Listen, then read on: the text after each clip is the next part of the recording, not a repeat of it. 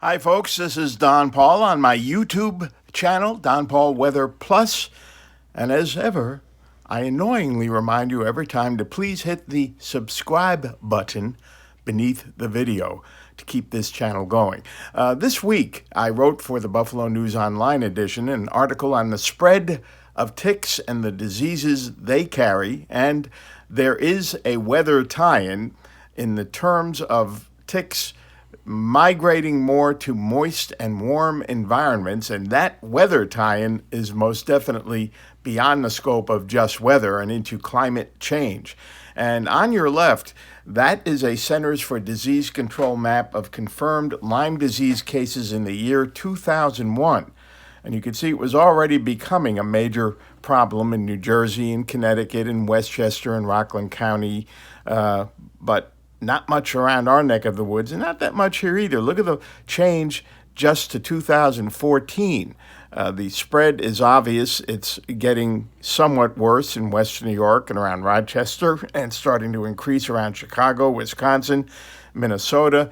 And if I go back to my article, I think that the latest map is actually from 2017, and just between 2014 and 2017, there has been considerable spread in Pennsylvania, and Western New York is starting to really pick up on the number of cases, as is Minnesota, Wisconsin. What's not seen on this map, because CDC is an American agency, is the spread that's been developing in Ontario and Quebec and even New Brunswick, as well as portions of Manitoba.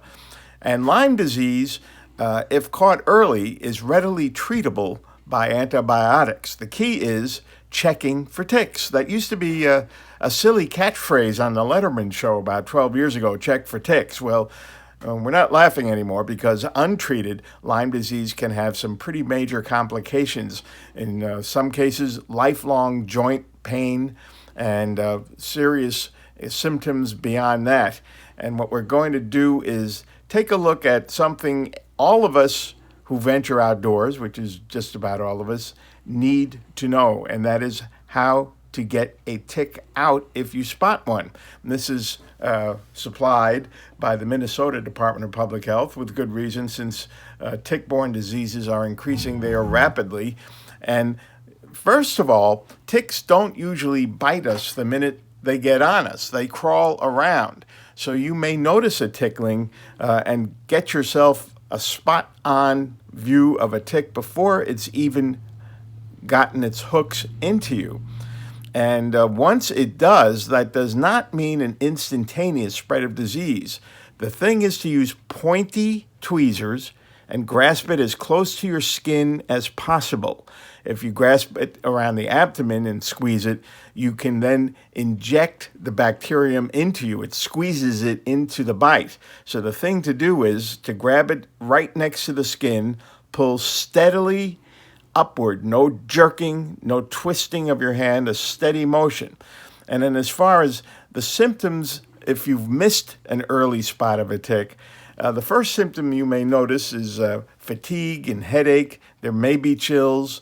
A rash may develop, but not all tick bites result in a rash.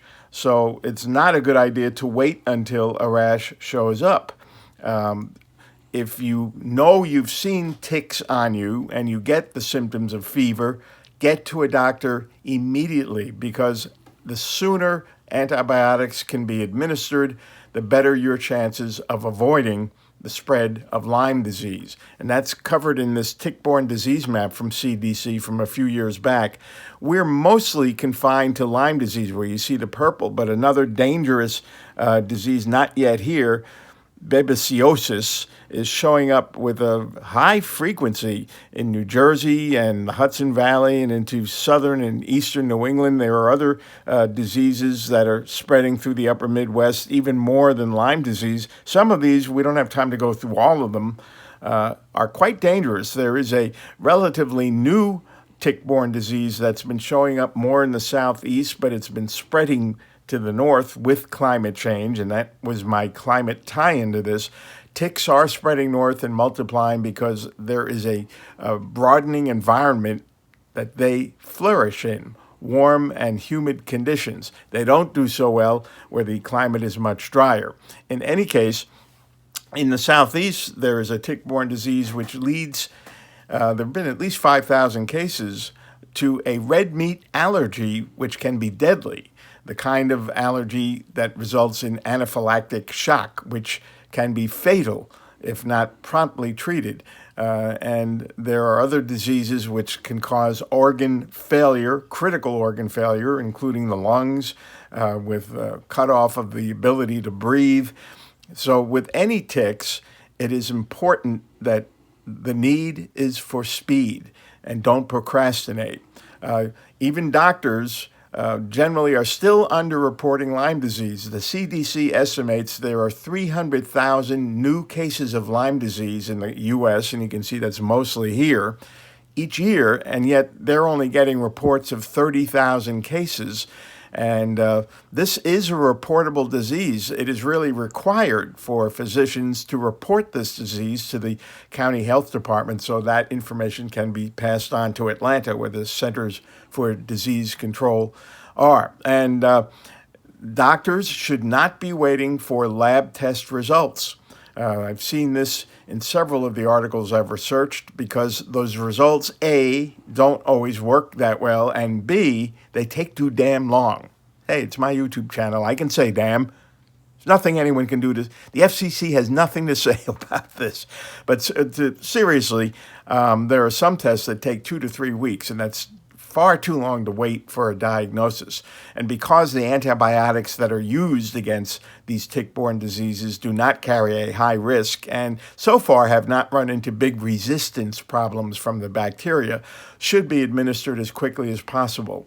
So if you check for ticks and find one and you get it out before it's had a chance to bite, you're good to go. If it has bitten, but you got it out pretty quickly and don't develop any symptoms, no chill, no headache, no fever, you're probably okay. But if you start to get symptoms, A, don't wait for a rash, because a lot of the tick bites don't produce a rash. That's a myth that they all produce a rash.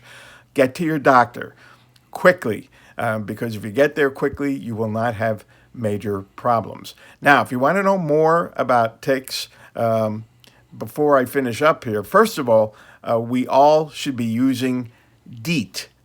That is a safe insect repellent. It is not an insecticide. It doesn't kill the ticks, which technically are not insects. They're arachnids, which is part of the spider family.